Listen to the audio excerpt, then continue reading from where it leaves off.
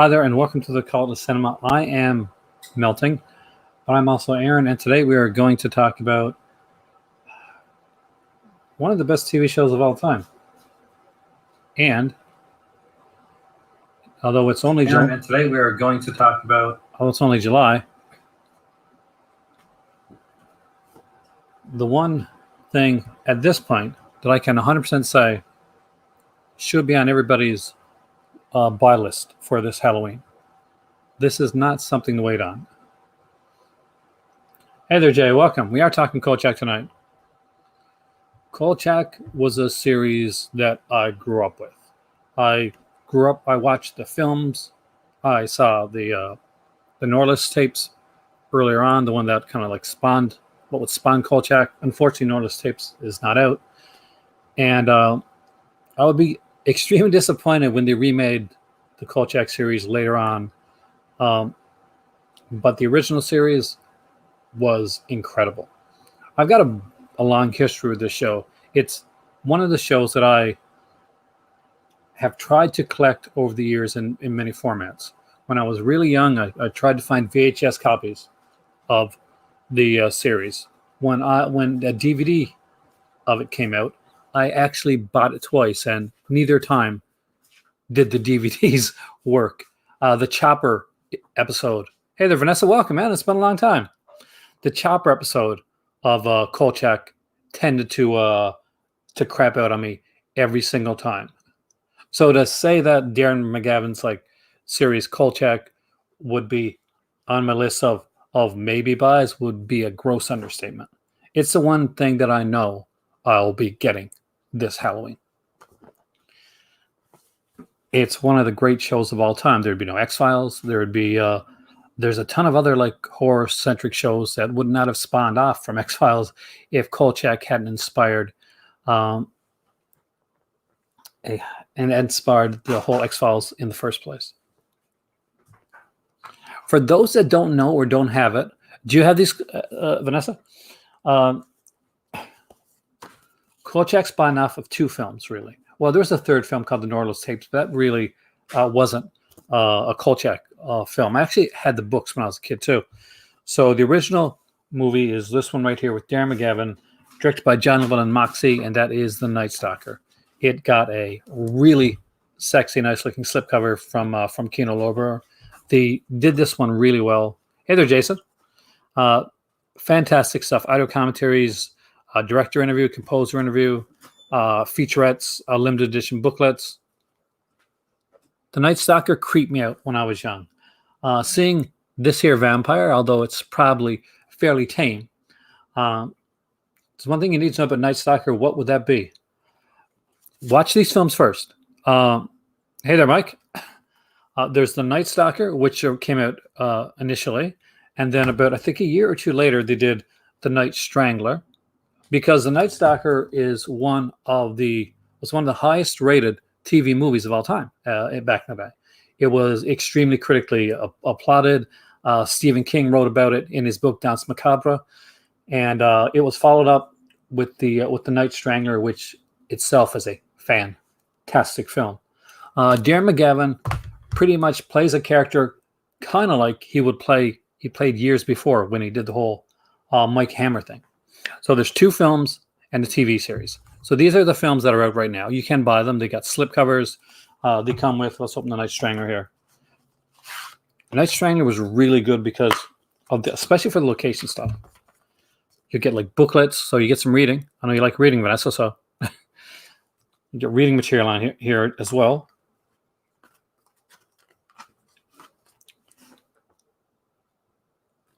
So the basic premise behind the original Night Stalker series is the once lauded but now, hey there, Richard, disgraced reporter of Carl Kolchak, played by Darren McGavin. He wants to get back on top. He wants that more than anything in the world. And landing in his lap is a big story, a huge story. There's a vampire stalking the women of Las Vegas, an actual legitimate creepy vampire. And Kolchak, he has the, he's in the know more so than anybody else. So it is up to Carl Kolchak to get the story and hope that the vampire does not get him first. I wouldn't say it was too much more camp. We did get Jay. Don't forget that we got the vampire episode in Kolchak the series, which is a direct sequel to the original Night Stalker film. Eric Braeden from Young and the Restless actually is in the Werewolf episode of the Night Stalker. There's an episode called Chopper, which is about a headless motorcycle rider. There is an episode about Jack the Ripper. There is one about a mysterious night. It is extremely cool, extremely unique, and it was one of those things that could only be done in that time. It's done very much like Victor Newman, very much like a film noir, in that every episode of the Night Stalker would start with him in front of his typewriter, pretty much like, it's 5:30 on a Friday evening. June Smith is walking home. She won't make it there. It was fantastic. We're going to look at what they've got done. I got it brought up here what Kino has done for the Night Stalker series, and I thought once both the TV films were going to come out, I thought that they'd put it out. I didn't think they would do this good of a job. So let's look at it now, and I'll show you exactly what's going with the Night Stalker series. It's going much along the lines of the Outer Limits series, in that they really went all out on the commentaries for this one. So here we go. Let's dive into the world of Darren McGavin's The Night Stalker via Kino. So I'll just take me to the picture, and I'll show you guys right here. So there you can see the slipcover of the Night Stalker. And as you can see, the cast has some great people in it. Darren McGavin, Simon Oakland, or that's the regular cast members.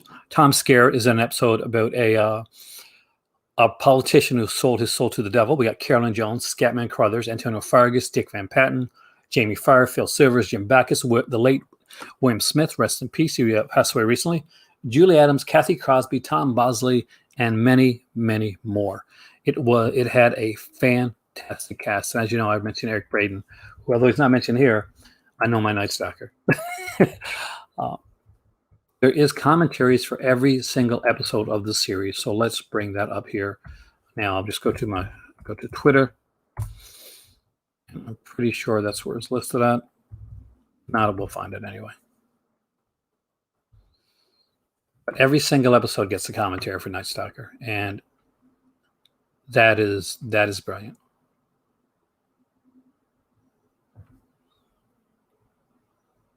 Oh, we got to go to Facebook for that. So we're going to take you off for a second so I can set up my Facebooky thing. Phil Silvers, there's a ton of people on this one. All right.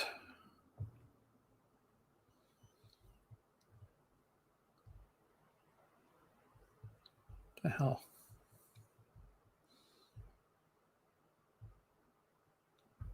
Putting the victims. There's a few coming out, but let's find the extras for this one first. Here we go.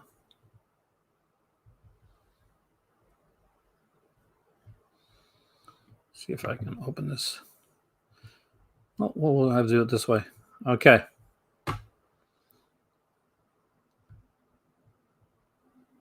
So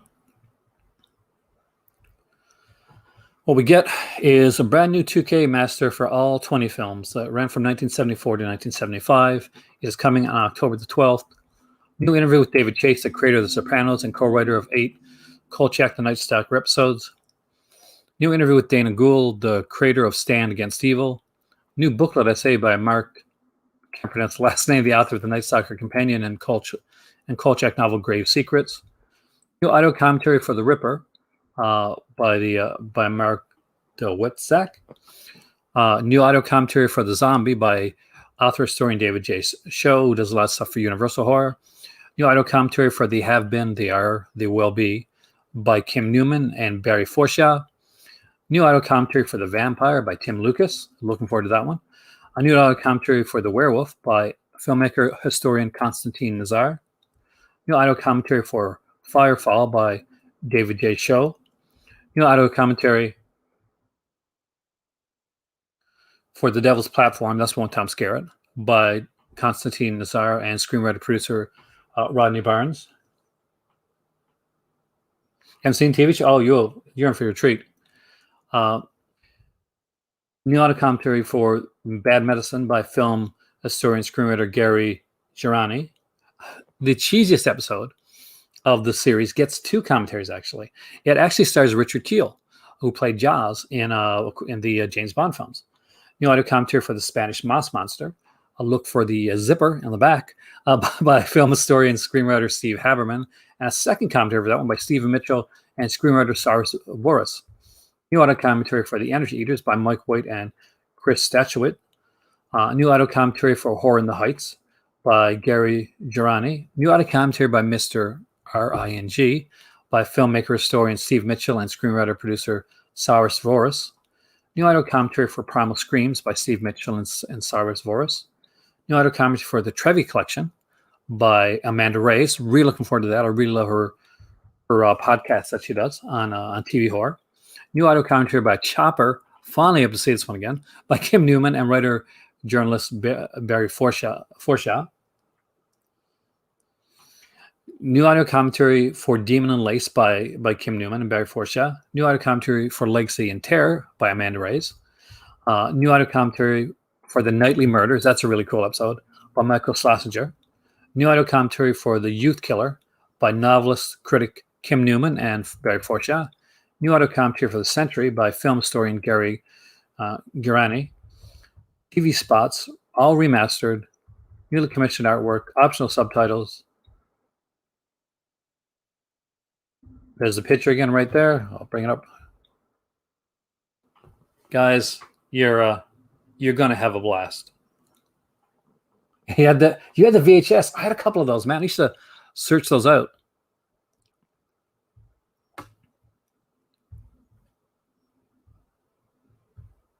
It's an insanely good series.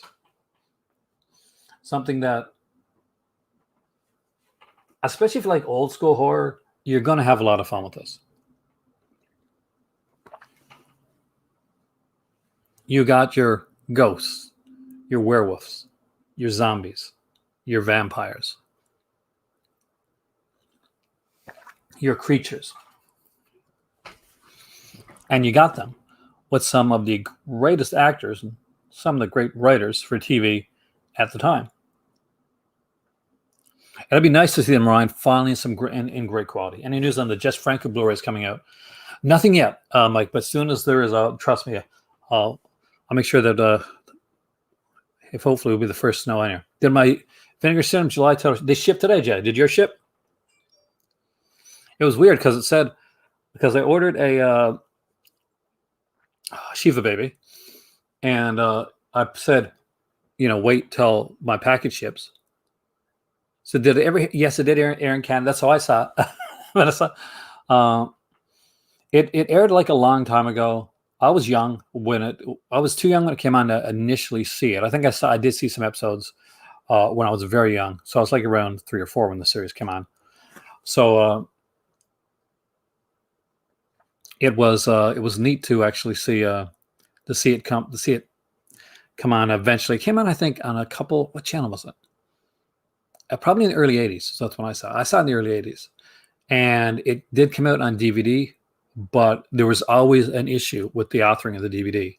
So there would always be like, you get it. And I got it like twice. I think my dad had it a couple times too. And every time there was always an issue with one of them playing. So for me, I've been watching the films, and I do watch them every year, the Night Stalker, Night Stranger film, since I got them. Have you ever seen Vampires? Yes, actually. I actually really like the film. I don't own it yet, no. I used to own it on VHS back in that movie database, but I don't own it now.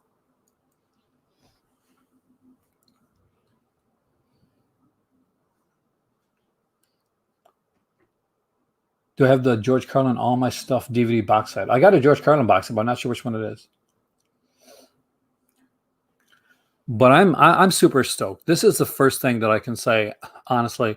Like there's stuff coming out, and I'm sure there'll be stuff coming out from Vinegar Syndrome, places like that, that I desperately will want, and it's okay. I've already got a subscription. I'm going to get it anyway. But the one title that I do want to get over October is this, and going by like Kino pricing, it should be fairly inexpensive. I don't think this is going to be an expensive box set. None of theirs really are actually. Usually their most expensive ones are around like 30, 39 here in Canada.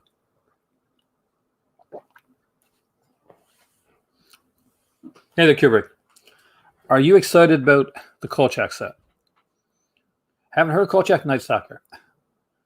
What's it similar to? Well, video store to put it, I guess the best way to put it is there would not be a X-Files if there wasn't a Kolchak. So the creator of X-Files, for instance, this is what he watched growing up. This is what a lot of us watched growing up. He's a reporter. That's always trying to get the story, but unfortunately, he always gets the story that you can't tell. And when he tries to tell it, then if it makes it to the paper, then just imagine that you're a reporter. You've tasted the top. You've been to the ultimate top of the heap when it comes to reporters, but you're too honest. Kolchak's too honest. He pretty much, and that's it. That's the key thing. He is going to tell the story no matter what. That's why he's sunk down to the bottom again. He's pissed off some people. So when you finally get a story, a big story, and you realize that no matter if you're lucky enough to get it published, nobody's going to believe you, and that is the genesis. That's the whole like crux behind the whole Kolchak series.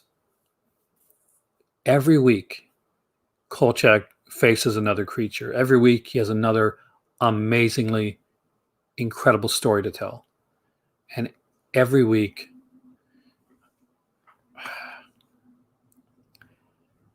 he tells it, and it often falls on deaf ears.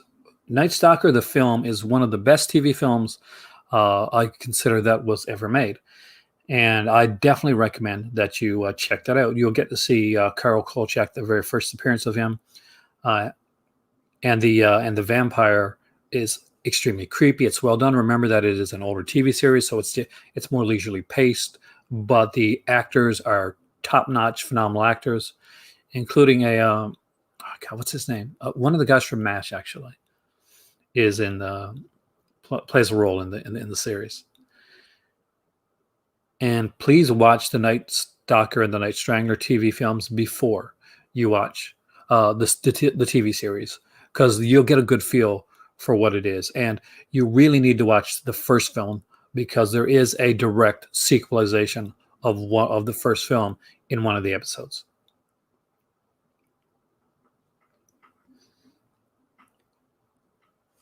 And for those that recently picked up the TV Tears box set from Vinegar Syndrome, the best one in the set, the one with what's his name? The little kid from was in Lord of the Rings. Oh, when it Cries of the Night. Anyway, so in that one, Darren McGavin is in that movie. An older Darren McGavin though, and a lot of you may know Darren McGavin from Bob Clark's A Christmas Story, which is about, of course, a little kid that wants a Red Ryder BB gun really bad, and that he played the father in that film. Well, as you would, thank you. Before the Winchester brothers, before Buffy, not quite before Scooby and Gang, because Scooby's in the '60s, but still, but before Mulder and Scully, there was Karl Kolchak, and it does come from the word to books as well. It's definitely best to watch the films first, Mike. If you can only get one, get the Night Stalker, but I do recommend both of them. They are excellent films. They are very inexpensive to pick up. The Legland. So it's and they had some great stuff on them.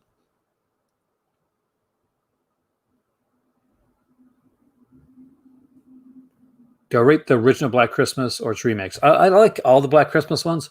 I like the 2000. The original is my favorite film of all time. Um, so that's my favorite there. Then it's the 2019 one, and then the 2006 one. It to me is lazier, so I don't like that one as much. But it's okay. Have I seen Top Sensation? Yes, I watched first time I ever saw that movie with the beautiful Bill Zaneri and Edwidge Finish. I watched it with my dad actually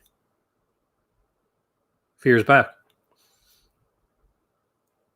I would love to have that leg lamp. I'm sure Hen would let me have the leg lamp here in the house. How much is the Kolchak series? I don't think there's a price on it yet, but I'll check for you. Is there a price? I don't think it's going to be that expensive, actually. Go to Shop Home Video. So right now, it's listed as $59.97. So, now that being said, I do remember that when you go to Amazon, wait till it comes up for pre-order, hit the pre-order button. By the time it comes around, you get a pretty cheap price, especially with Kino releases. But you got to do it early on. That's the thing. When it comes to a lot of these releases here, no matter what it is, if it's something that you're looking at, I always recommend go in early on, pre-order from Amazon. You're not paying right away, and then just wait till for the price match, so that basically when the lowest price goes, you'll get that. And that's very important, extremely important. When I buy movies, when I buy omnibuses, I go in early. I keep an eye out for when I know something's going to be coming to there. And no matter what the price is at the time, I do try to get the lowest price, but I'll try to go early in because that way you can wait for it to go down. It's a really great show, Jason. I think you'd like it a lot. And Kolchak did Super Bowl rings. Maybe he did, actually. But that's why I always do my stuff. You just always have to remember that you can get carried away sometimes and like order a bunch of stuff. So know ahead of time, like keep an eye, like put it on your phone or something like that. That's what I do. So that you know, okay, this is coming up. Do I want this? Do I not want this? And you make your is the Lee Van Cleef Ninja TV series still available on Kino? It is actually the Master, I think is what you're talking about. A really good show. Sho Kazuji does a lot of the heavy lifting. That at the time when the Master was shot, Alan Lee Van Cleef was actually pretty sick, so it was really good. It was a really great show for him to have because you could put like a stuntman underneath the suit. And one of the great things about the show was he was getting paid on a regular basis, so he didn't have to worry so much about like medical expenses. So that was one of the good things about the Master series for Lee Van Cleef. And it is a really fun series. A lot of great guest stars in that as well, by the way. Halloween 103 4K for $27.99 US. That's a great price. Locked in the price. There you go.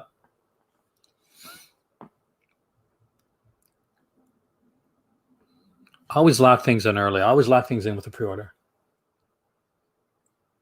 I got The Wire set in the Friday 13th series DVD set you have to watch. You got the Friday 13th, the series?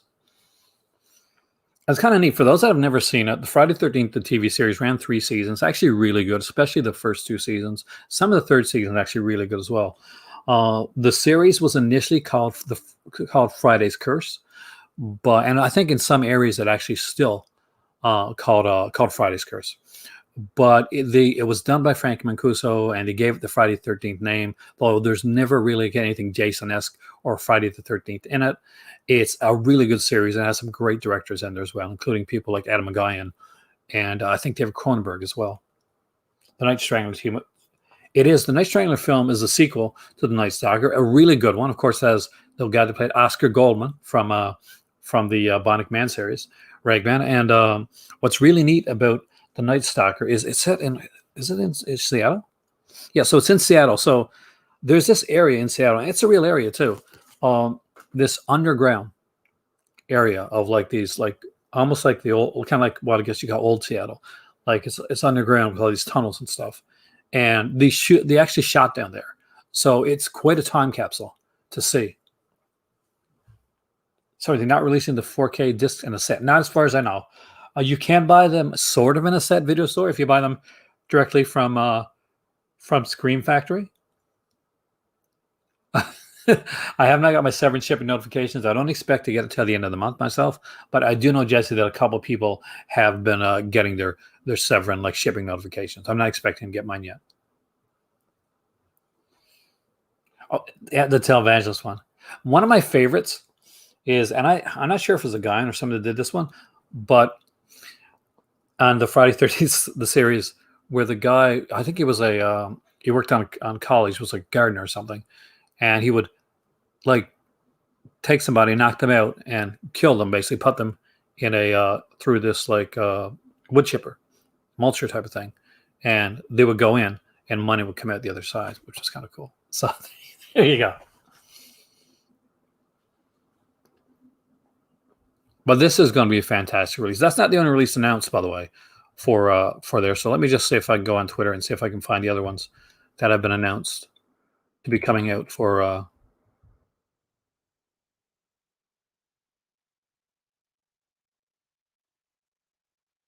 Because there were a few announced for October. Why do they put all their stuff on their Facebook? I hate when they do that.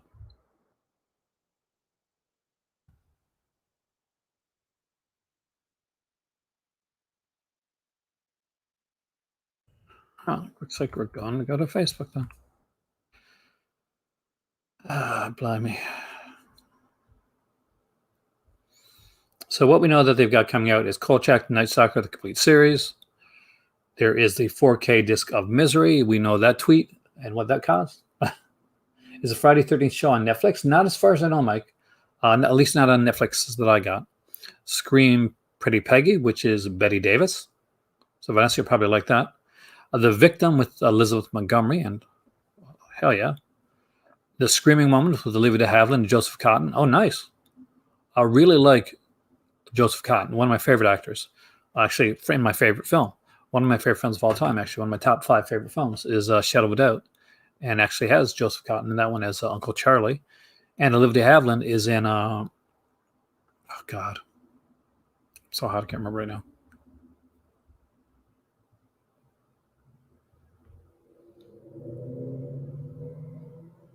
You can see people already asking when that's going to come up on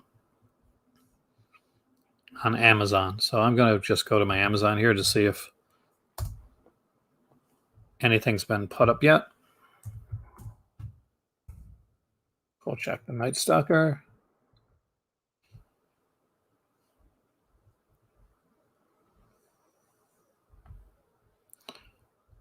Come on. So there's the original TV series. As you can see, there's the special edition right there. It's supposed to be Blu-ray. I last purchased that on August 31st, 2018. So one thing to do, there's this really good app that you can get, and it's only usable on Chrome, and it's called, what's the name of the app again? I use it for my Amazon. So you can track the pricing of stuff with this app. I don't know if we get a standard edition of the Shaw Brothers collection. I know that's one that me and Hind is a day one buy for us. Oh no, Olivia de Havilland. I'm thinking about it was a horror film that she was in, and Jessica Cotton's in too, actually. With Betty Davis. With Betty Davis or Joan Crawford?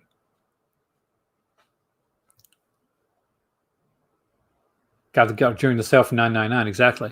So as you can see right here, this is a price tracker extension that I use, and you can check the right here. You can see the different prices that it's been through.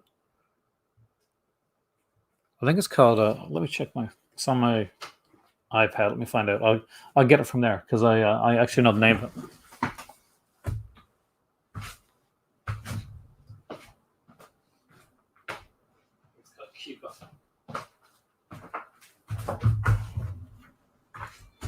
Yep.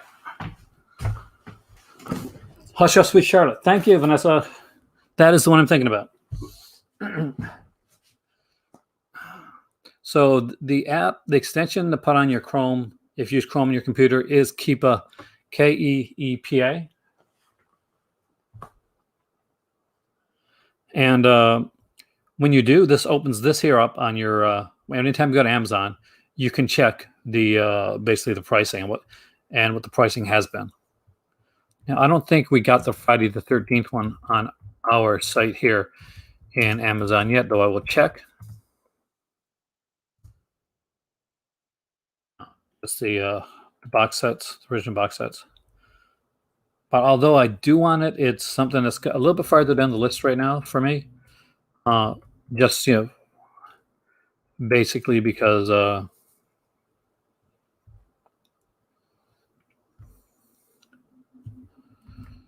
the newest stuff we got on here is stuff like so these are already out. A lot of pre-orders here for Kinos stuff right now. There used to be like all the time you'd find them here on Amazon CA. Lately hasn't been as much, which is a bit of a shame.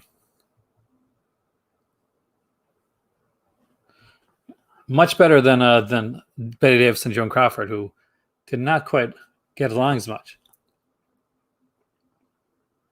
By the way, that what's it called? The show that was done by Ryan Murphy about Betty Davis and Joan Crawford was incredible. Was it like Duels or Rivals or something like that? Need that app. It is really cool. I mean, like, put it on your use Chrome because it only goes through Chrome, Jesse. But it saved me a ton of money when I'm looking. I'm going to pre-order Kolchak as soon as I can, Jesse. Feud, that's the one. Thanks, man. It's really hot here today, so I do apologize. I'm actually pretty melting. But I did want to make this video here with you guys tonight. Joan Crawford's mad.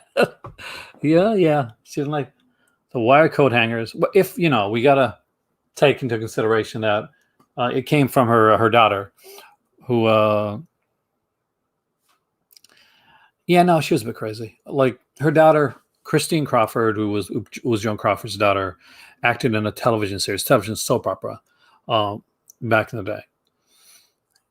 And this is a neat little thing. I'm a soap opera fan. So this was long before I was around. But anyway, so Christine Crawford, for some reason, she hurt herself. Anyway, she had to be out for a couple weeks. So Joan Crawford graciously said, well, my daughter can't play the role. I'll take over for her for a couple weeks. Now, just think about that for a second.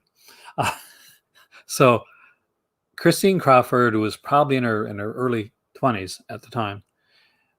And all of a sudden, her character is being played by Joan Crawford. That is an immense amount of narcissism.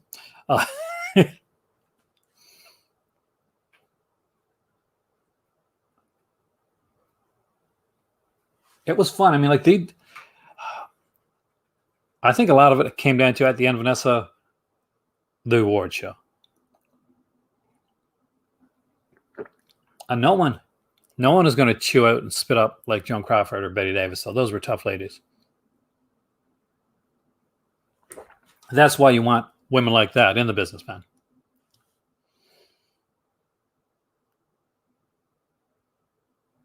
Your friends, associates, and peers who came forward after Christine's book was published said it was all lies. I wouldn't do that because, honestly, well, for those that know me, well, you know that I'm a huge Joan Crawford fan. Humoresque is, again, one of the films in my top 10. So if you've never seen Humoresque with Joan Crawford and John Garfield, highly recommend that film. It's fantastic. More TV series. We got a Blu-ray release like Kolchak eventually. Christian released the book after her mother died.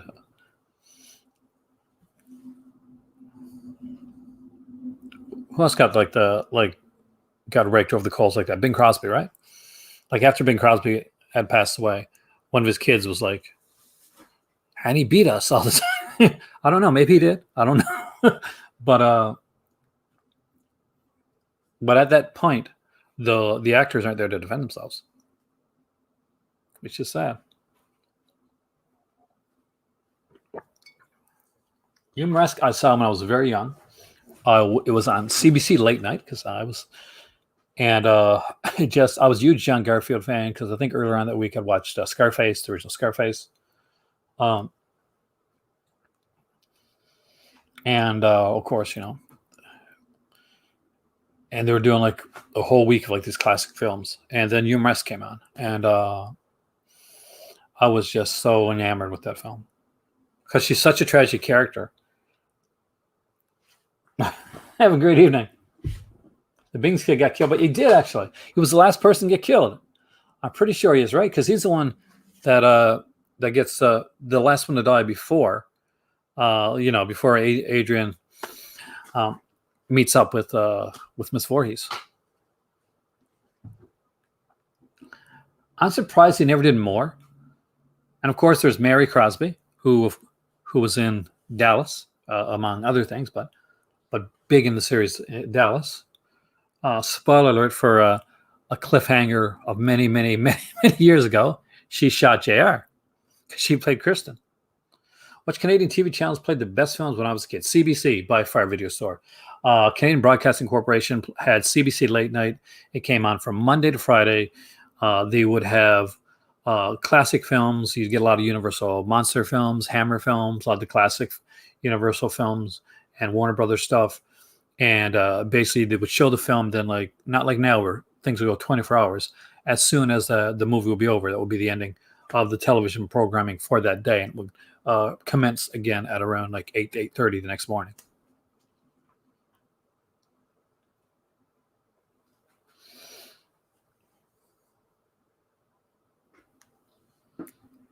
It's hard. I mean, like when I guess I didn't really want to get into the whole aspect, but in Hollywood, and especially during that time, as you get as a lot of male actors get older, they're considered like to be more distinguished. So the Charlton Hestons, the Rock Hudsons of the world, and as a lot of the female actresses get older, it's almost like that they're like, okay, you can do the older roles, but you don't get the same roles that or the same level of treatment that the male actors got, which wasn't fair. And if you weren't like somebody like a Betty Davis or a Joan Crawford or a Olivia de Havilland or someone that literally at the time would have been called, the B word for being a strong person that stood up for themselves.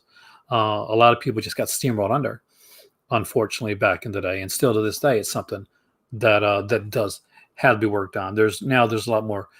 Thankfully, there's a lot more TV shows and people out there, and producers stuff like Ryan Murphy that hire people like Jessica Lange,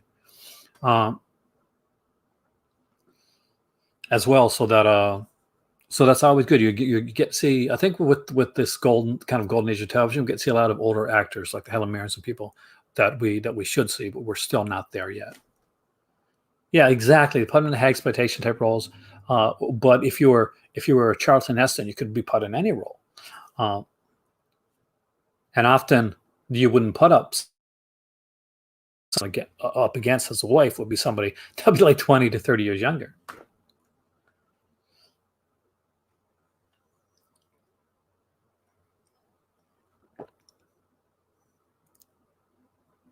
There's a civil war in Severn. What's going on in the Severn Farm, Jesse?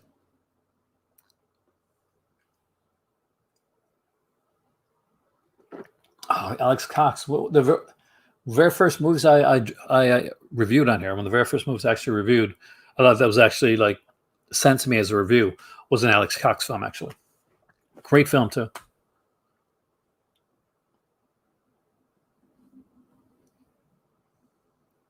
Jack Palance.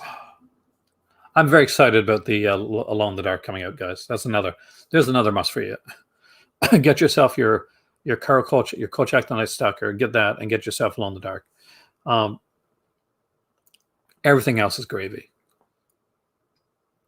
Do I want the Halloween stuff? Yes, but I've got a big Halloween box set. So at the end of the day, I can kind of wait. So no shipping notes. Are you serious? It literally said when you put in an order, if you bought one of the new items and you bought one of the convention items, it said that it may not ship out before July the 27th, and it's still not the 27th yet. That they're hoping to get stuff out by July 27th. Mon Macabre made in October. Did they really? Oh, I did not know that. Shadow, thank you. Did they announce titles? Because I am all over that. Obviously, Mon Macabre titles won't be. Luckily, they don't do them a lot, and they don't have. Their stuff goes extremely quick. Which one is it? I'm going to go against this one.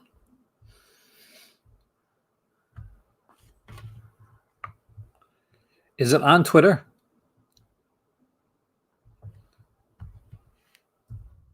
Why are there two Mon Macabres there?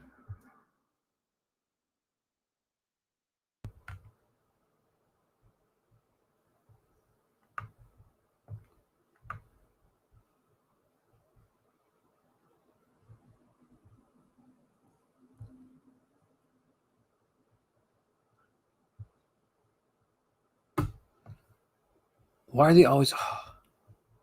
Okay. For any companies out there, I'm going to say this. Facebook is so last year. Stop announcing your stuff on Facebook. Nobody goes to Facebook anymore.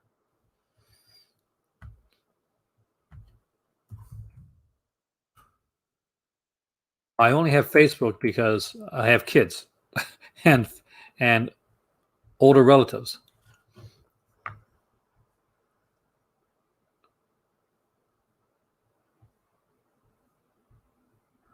I'm not too excited about this one.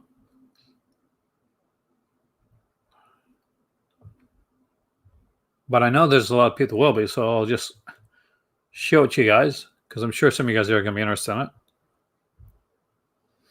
it. Yeah, but come on, it's Facebook. It's not good for announcements. Announce yourself on Twitter. Announce yourself on Instagram, especially Instagram. Not so much Twitter anymore. So Hiroku the Goblin, and this is a Tsukamoto film, the guy that did Tetsu the Iron Man.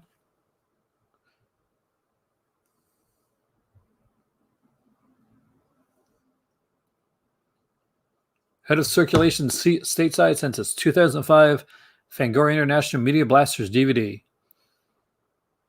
It's getting a fresh 2K restoration. Will feature a new interview with the director, commentary from Tsukamoto Authority, and author Tom Mess. Of course, yeah, Tom Mess would be the one to go for that. Some vintage behind the scenes featurettes, more to be announced. Expect additional details. It's going to be limited edition, available during the annual Halloween sale. Watch this space. This is probably more of my better half's deal than me. That's Tsukamoto. Japanese horror.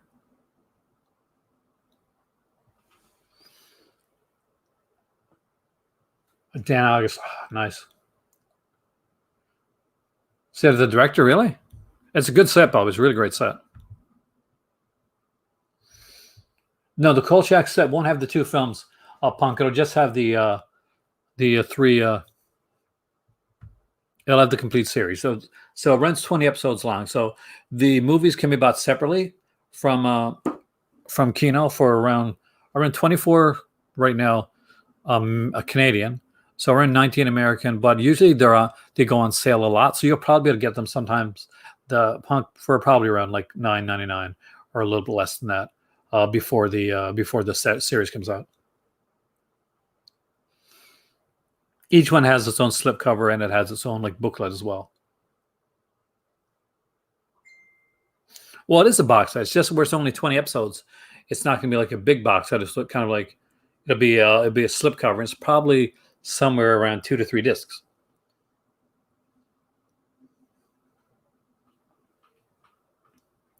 I've heard great things from Flip Otaku Kubrick about that Tsukamoto set. He says it's really fantastic. So congratulations on that one. Yeah, I think if you did like a bulky box set for the Kolchak set, there's not enough like material there for that.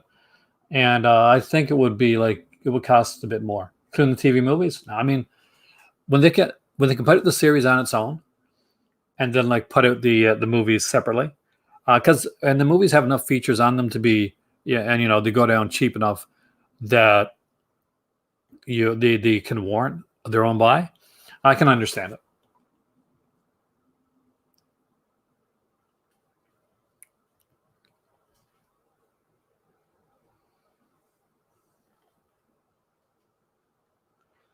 But it'll be cheap to pick up, Matt. If you haven't picked them up, just keep an eye on Kino. They have their sales constantly, and Kolchak, the Night Stalker, and Night Strangler are usually on those sales. Night Stalker is set in Vegas, and the Night Strangler is set in Seattle. And I think the TV series is set in Chicago. Chicago, right? Trying to remember. I say the films are better and not as good as the TV show.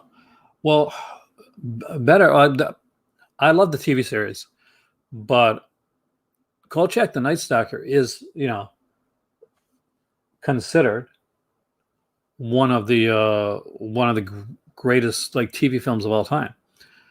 So that's that was a heavy burden to bear when a TV series came out. You watched them with me. You liked them, right? They're a lot of fun. Yeah. If you like 70s style, noir, detective-y movies with a supernatural twist, that's a great show. Yeah.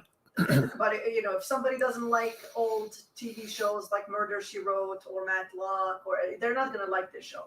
It's just too old or too. Well, I wouldn't say it's like Murder. No, but it's like the style or whatever. Give me names of TV shows from like the 70s. Yeah, it is a very 70s show, but I think the difference from a lot of those like detective-y type shows is that it leans heavy, especially in the TV series, for the monster of the week.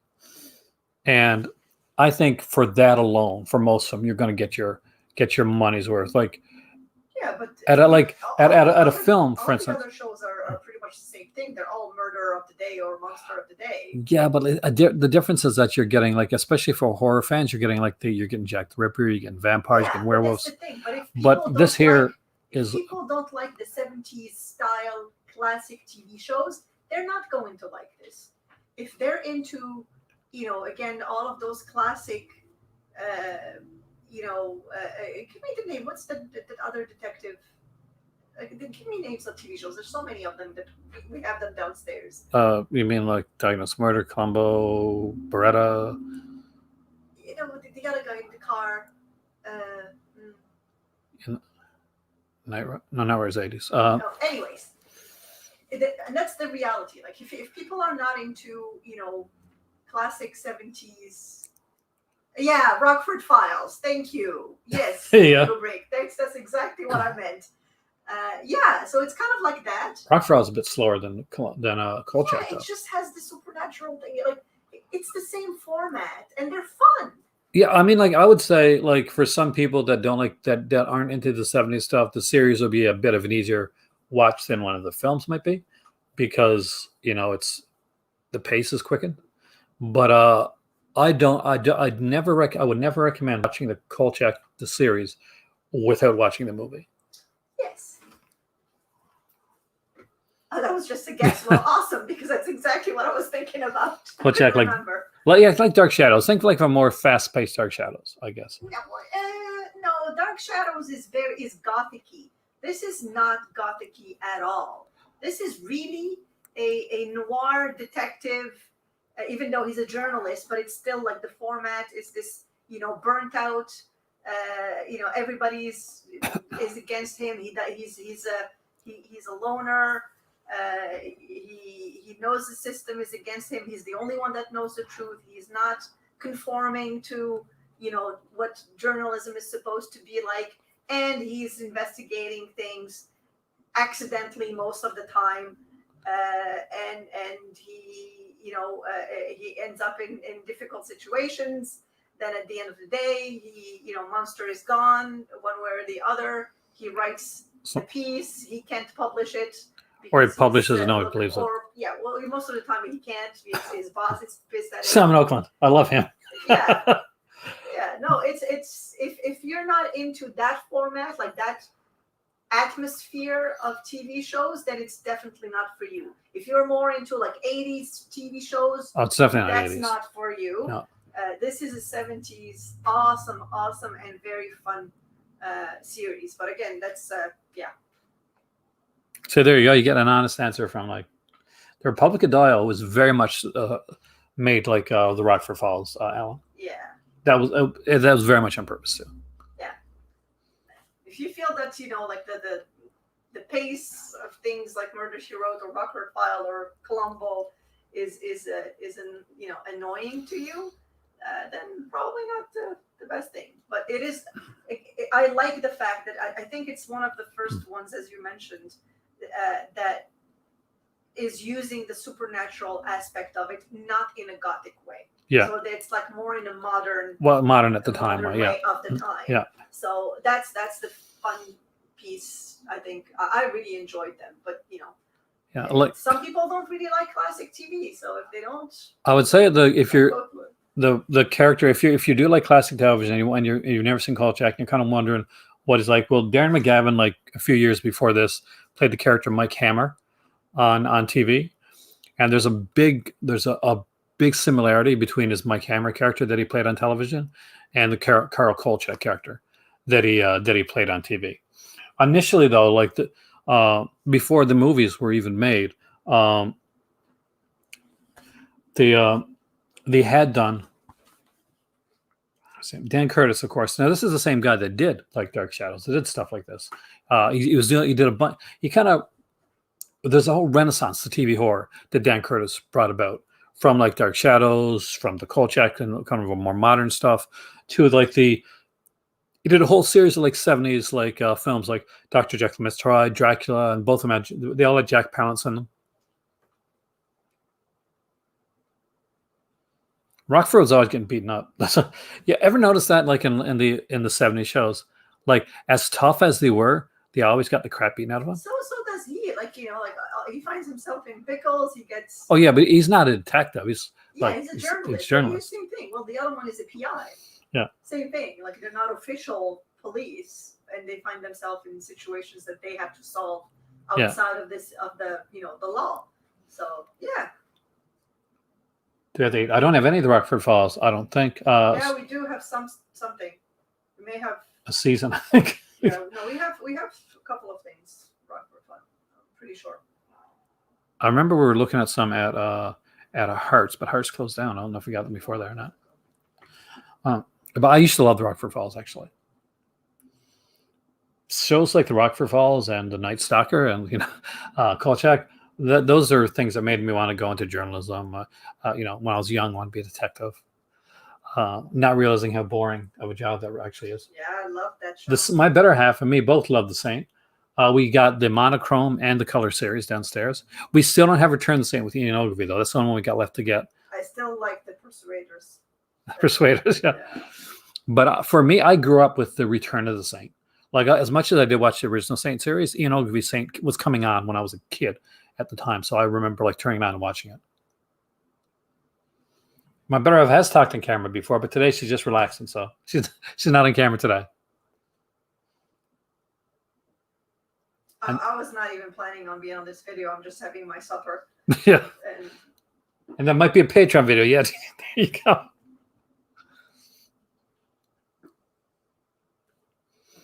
Yeah, see, somebody remembers. Thanks, Kubrick. You do have a. I think you showed some Rockford Falls in your basement. You did. So I recently did a thing downstairs, actually. I should have done. I was going to do it downstairs tonight, but it's just too hot. It's cooler downstairs.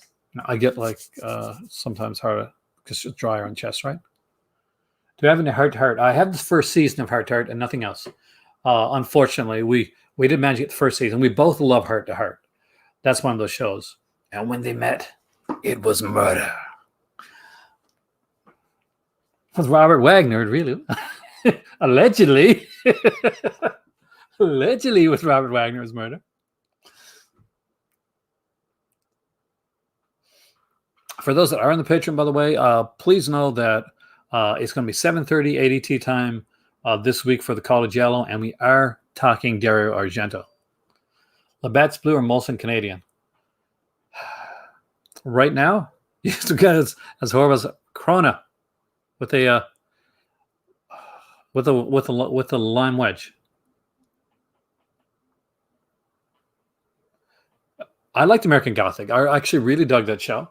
Unfortunately, Video Store it doesn't get like a proper ending because it was ended in the first season. I'm assuming you mean the American Gothic with Gary Cole, and not the later series that came on. It was like the TV murder mystery, because you said the '90s. But yeah, the original American Gothic is really good. Oh, it is 100%. Was Robert Wagner possibly involved with Natalie Wood's death? I don't know. All I know is that Christopher Walken was very suspicious of him. Natalie Wood didn't like to be in water. And the captain recently came out, like a few years ago, and pretty much said that whatever Robert Wagner had said was actually false. Like, so he actually came out with some other things. So yeah, it's very suspicious. Revelations. Let's just say Jessica Fletcher probably would have solved it by now. I always think that the series should have ended. Lana thinks so. She does, actually. The series should have ended with the murder she wrote. Jessica Fletcher killing somebody. No. Hey, she'd been around so many murders. But she would never do that. It's Jessica. Well, you could get her. What about her twin then, or English twin? She was also nice. Her twin cousin, right? Yeah, her twin cousin. So that she could do the body type stuff, like that, do the singing and all that. I love Jessica Fletcher, though. I love that character. I can rewatch Murder She Wrote like over and over and over again. Sam McDiagnosed. Actually, I better have. I don't think I brought up Diagnosis of Murder, thinking that sometime like later on we could watch some together, because it's been a little while since we watched like little mystery shows. They're comfort shows. And you need comfort shows, especially nowadays. Nowadays, you need really comfort shows.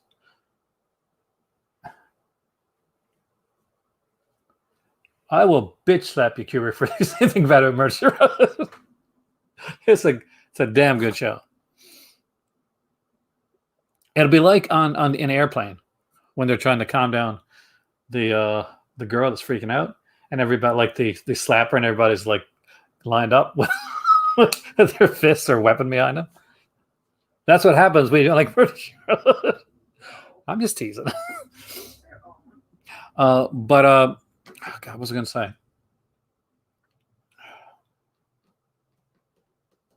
I lost it for a second. Still haven't seen it. Once Upon a Time.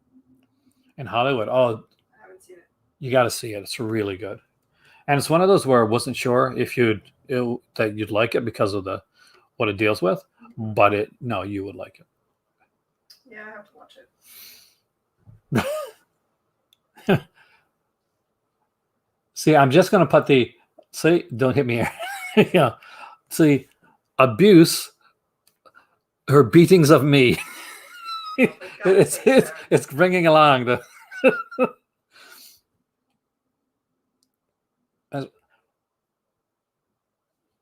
Mom is Miss Lovin' and me. Lansbury was actually hot in the original. She was extremely hot, actually.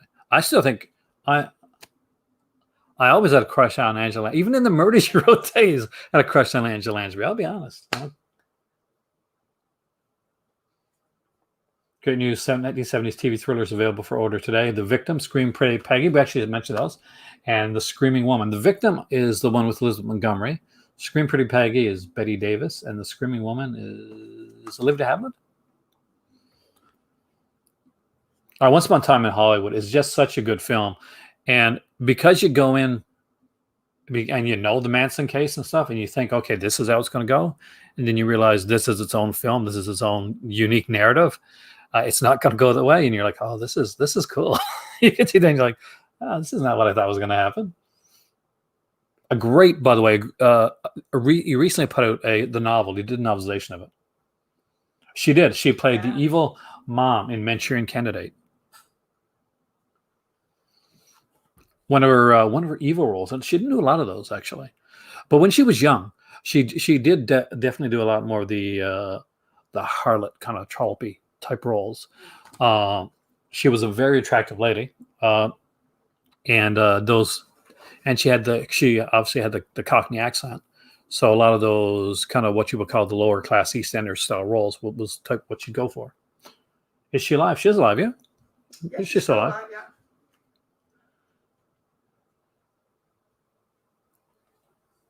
And she recently asked me, Kubrick, if you like murder. You're right.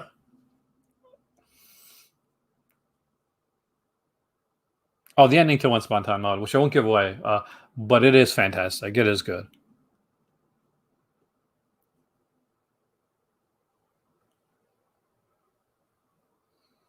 It's fun. I mean, like you could almost do like a podcast, Matt, on Once Upon a Time in Hollywood, and just go into the film taste. See, where I'm at, Ragman, Murder She Wrote used to come on Friday nights, Thursday nights, and then Friday nights actually, but initially Thursday nights.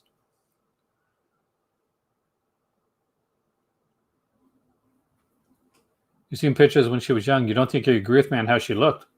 I'm sorry, that's not up for debate. No.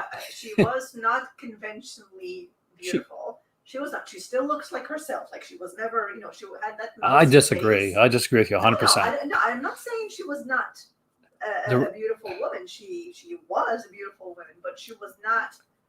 Like all of her early roles were chosen because Yeah, but she was not conventionally beautiful like you would see a lot of the other actresses. Google her. Oh, good idea, actually. I can't believe we. Okay, let's do some Angela Lansbury. Who thought it would have went this way, right? How hot was Angela Lansbury when she was young?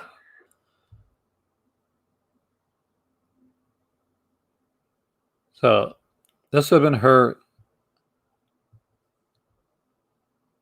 Just put young. I'm here. Yeah, there you go. No, she is pretty conventionally attractive. Look right. Yeah. Hold on. Look right there. Yeah. I didn't say she wasn't beautiful, but No. she looked like herself. Well, yeah, but a lot of the times when people look at people like that, for instance, now they've imprinted Jessica Fletcher already on her, so that's what they see, as opposed to, I guess the right word is like seeing her as she was then.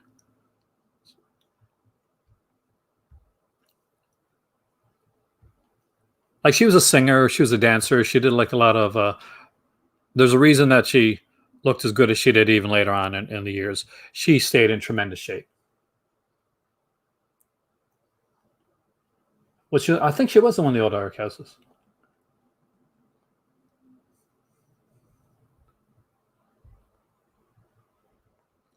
See, Joan Collins wasn't Joan Collins until later on either, and I'm a huge Joan Collins fan.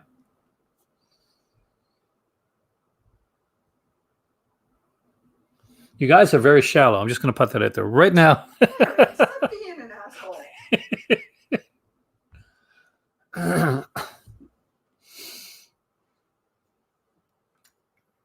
It's all about the hairstyle.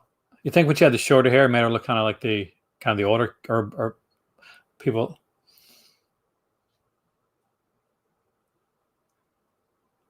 Golden age of Hollywood, yeah.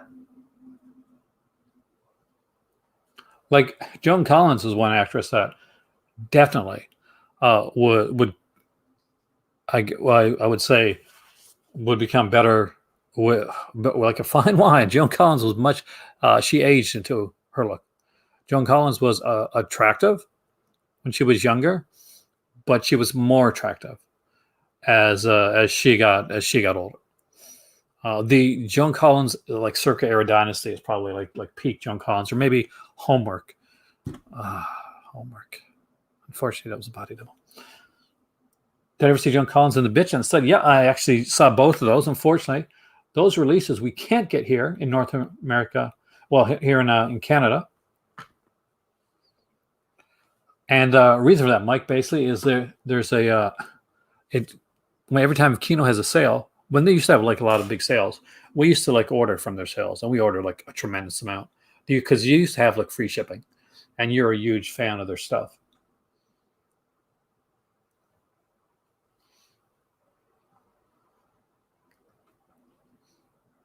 Sometimes there are rights issues. And unfortunately, those ones can't come on here. Oh, did Buffy and her friend? Yeah, they did refer to themselves as the Scooby Gang.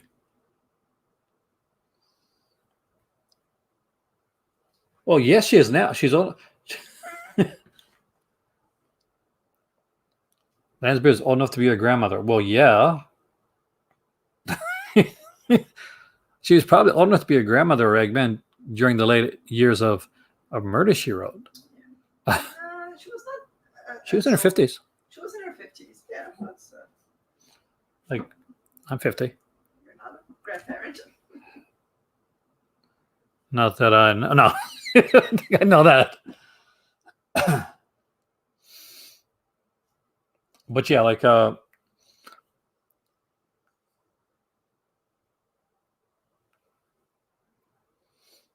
what's not a good film?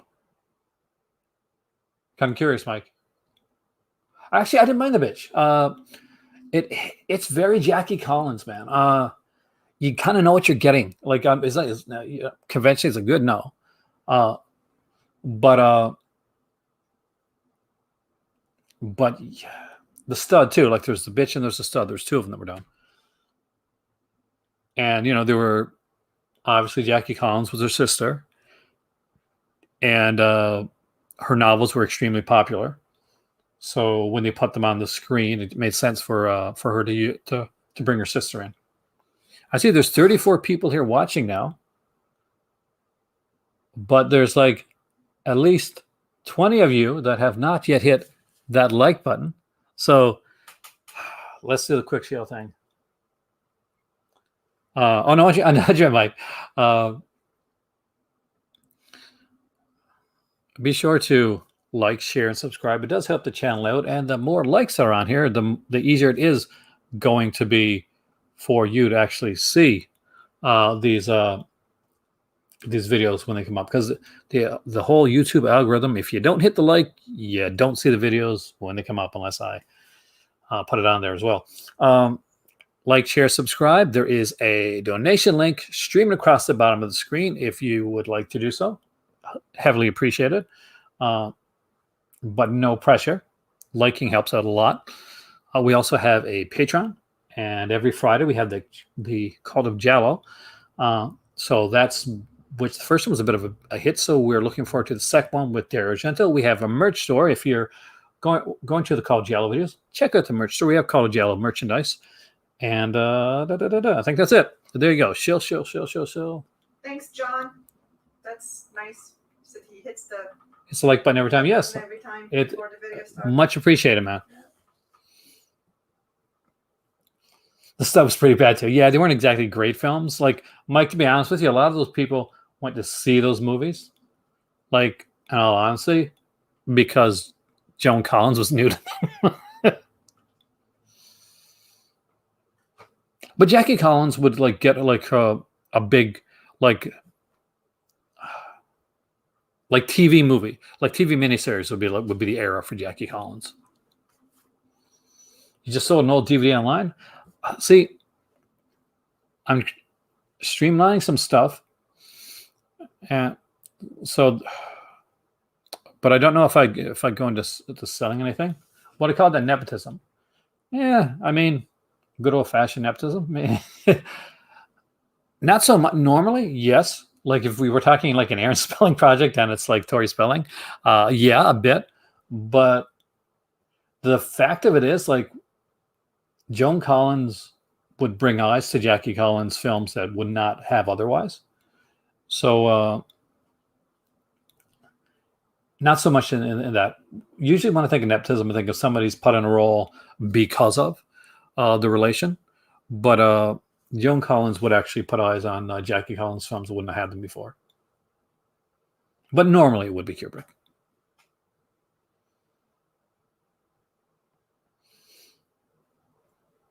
But I think of the film that won the Palme d'Or at Cannes. Actually, I probably a female serial killer was impregnated by a vintage car. Is that for real?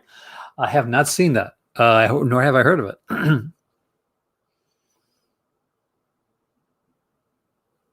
I have. It's I think the director is a woman as well, I believe.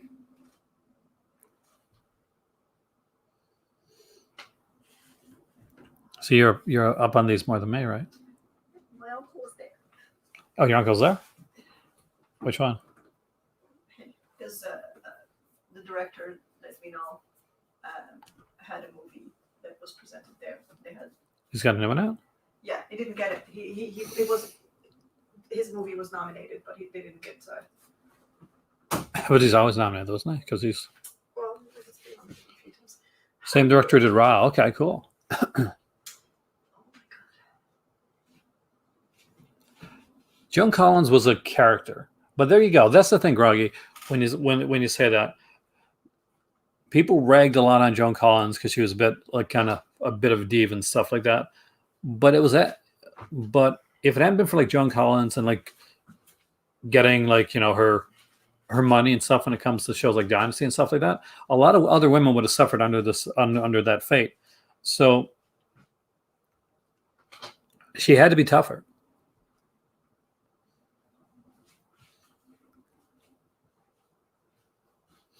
Yeah. Not Nicolas Cage so much, because he definitely changed his names just so that it wouldn't be nepotism for him. Sophia Coppola when she started it for sure, because if you've seen Godfather 3, oh my God. Oh, Tales from the Crypt. Oh, that's such a good segment. Same director did Ra. Okay, nice.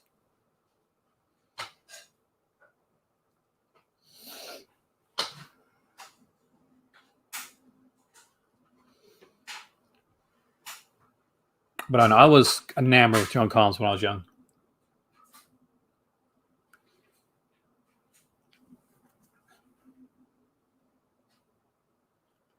Actually, I read early on when I was I lived in a smaller town, Mike. So there was not a lot to do back then. There was no internet, any of that type of stuff.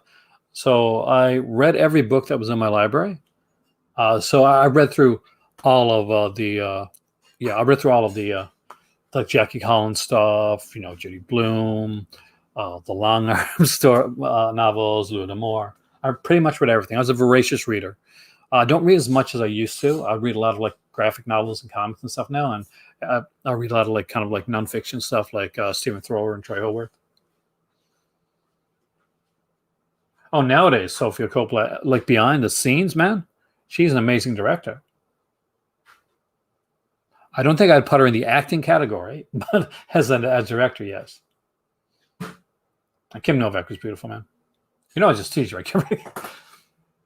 I have not yet watched Tales of the Witness Madness. I've seen it so many times. I got playing in my head, but I haven't watched the disc yet. I got to check that out.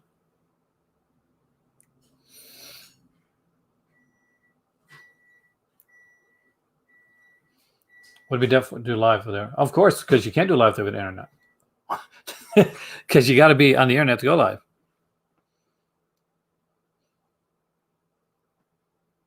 Botox, you mean? I'm not big on the Botox thing. I mean, like, I guess anything that's done wrong for Trek. Oh, yeah. She had one of the best episodes of Star Trek. She's a great director. She's just not a great actress, in my opinion. But she doesn't need to be, because she's an amazing director.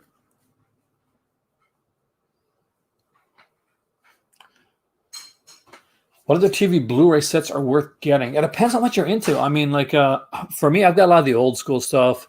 I'm a huge, like, 80s fan. And I think that, like, Miami Vice is hands down one of the great TV shows of all time. In that it was just amazing. Every single episode looked like a film. Production value was extremely high. The music is incredible.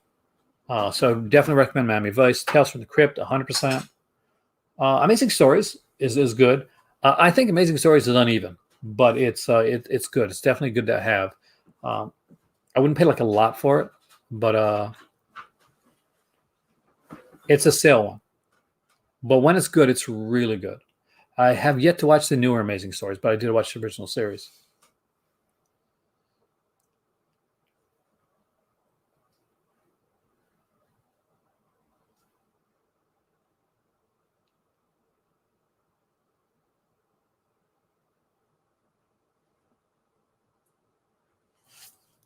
I'm quite sure I understand what you mean, Ragman.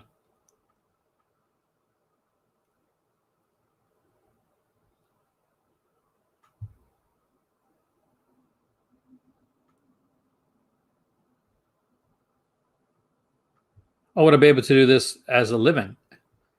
Uh, what I'm not doing as a living right now. uh, Unfortunately, not. It's been it's been a rough time for I'm lucky. I got to thank my patrons that have definitely stuck with me uh, because it keeps the channel going. Donations are low, but we do what we can. It's hard for everyone.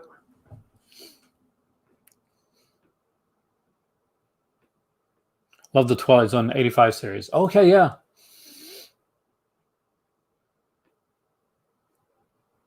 Being alive. Sure. I really don't get what you're talking saying there, man. I do apologize.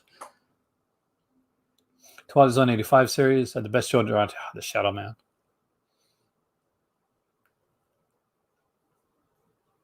I have every version of the Twilight Zone except for the newest one, the Jordan Peele one, which I'm going to be honest with you was a bit disappointing.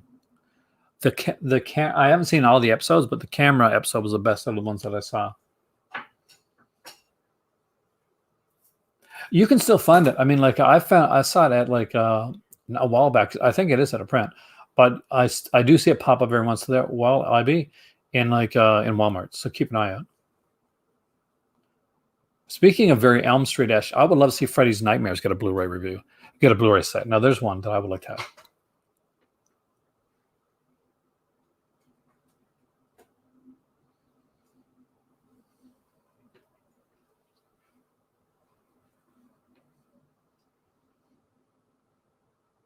Is it good? I mean, I saw half the first season. I was kind of iffy. Masters of Horror, Fear Itself. Fear Itself, I don't have. Masters of Horror, I got some of. I got some of the Anchor Bay stuff.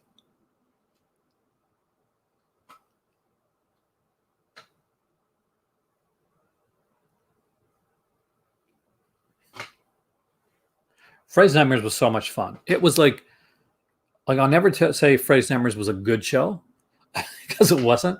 But it was a fun show. It was a really fun show.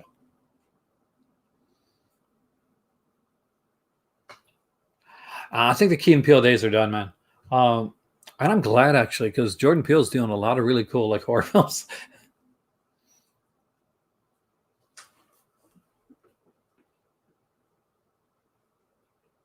I think people that are really into the Grateful Dead, like the Deadheads, like they are. There's a fan base, man. There's a dedicated fan base.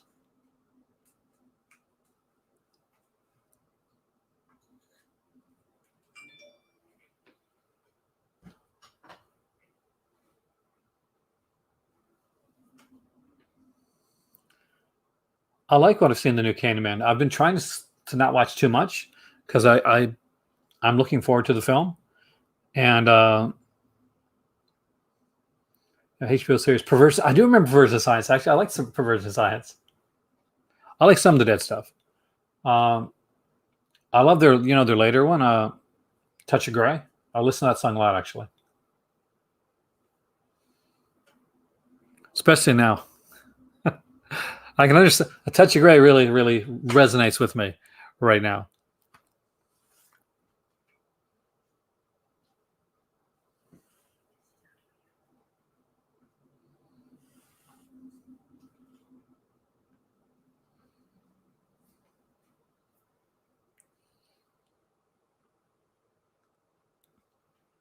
Guys are so quiet.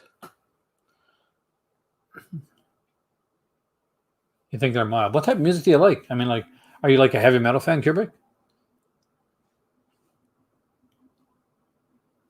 So, what do you think of them? Specifically, I got to get it right. Specifically, John, what do you think of Queens of Evil? Because that's one that I have watched recently. Like my dad picked up Frenchman's Garden, but I figure like I'll get that one on a sale. I don't need I didn't need the special edition. Well, actually, I couldn't afford the special edition. Which John Carpenter film would make the best TV series spinoff?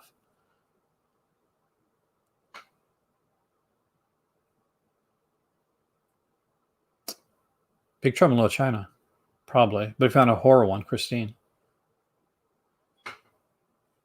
There are 2 episodes, I think, in the Freddy's Nightmares and the Elm Street DVD. There's 2 in the Blu-ray set too, Jay. Not 2 of the better ones, but there's 2 in there.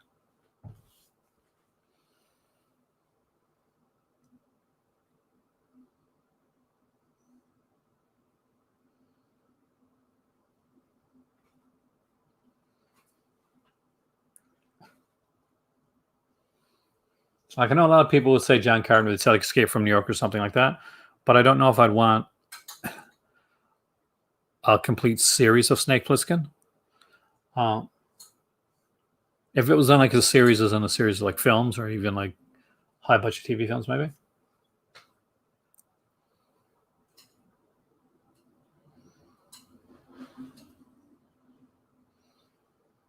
But it's hard to recast a role like that.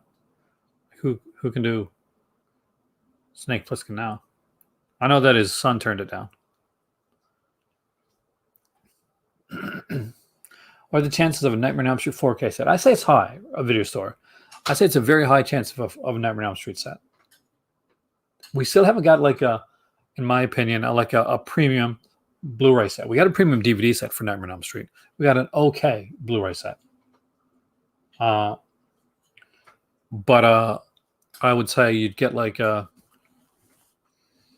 more of a it's a decent 4K set of Nightmare. I think Nightmare will probably end up getting a 4K set as opposed to an upgraded Blu-ray set. But it remains to be seen.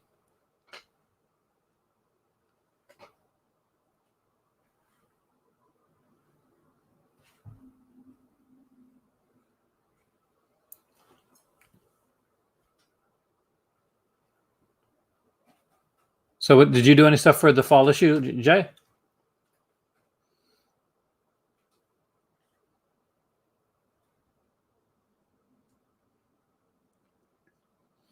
Jay writes for Delirium Magazine.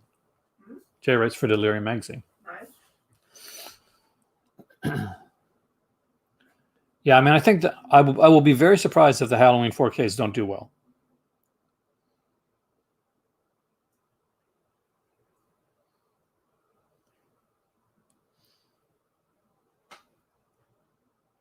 JC for the nice.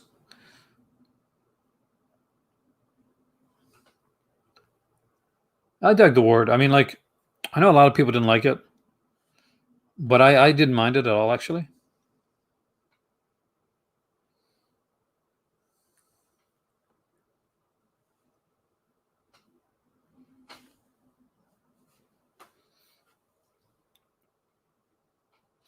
See, I got to get some people on here. Hey, Josephine, welcome. I want to get some people on here to interview. I know a lot of people do that nowadays. It's just it's different and difficult for me where I'm at to get those, to make those connections type of thing. John Queens, it's very much a full core, John. The Queens of Evil, very different than it looks like it's going to be.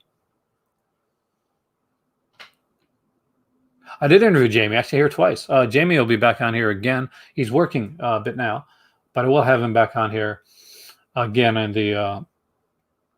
the future. And I will be working with Wall. We're looking at like doing a giveaway on a certain soundtrack, which I'll actually be able to talk about. a little bit later. If you follow me on Twitter, then you probably know what it is. For Well From Howling with Records, we're going to be doing a giveaway here on the channel, and I'll let you guys know a little bit more as it comes closer, and I'll let you know what the how the contest is going to work.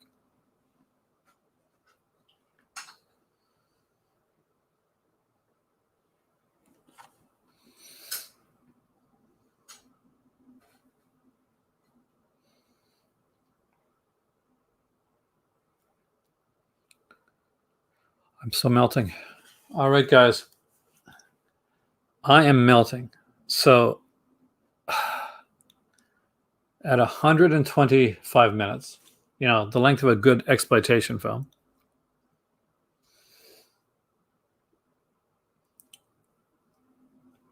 it's definitely going to be there. Oh, do I have to do any thanks? Okay, so no donation. So I got to do no special thanks tonight. So thank you all for coming in. I am Aaron. I will see you guys here very soon. For those that are in my Patreon, thank you so much. It's appreciated. You're keeping the channel going legitimately. And I will see you guys here on Friday for the Cult of Giallo, where we are going to be talking Dario Argento. And of course, you want to bone up on Deep Red and Tenebrae. There's going to be a versus against those two films. So I will see you there then. As always, have a great evening. And in the Call to Cinema, it's warm. I'm melting. And there's always one more movie.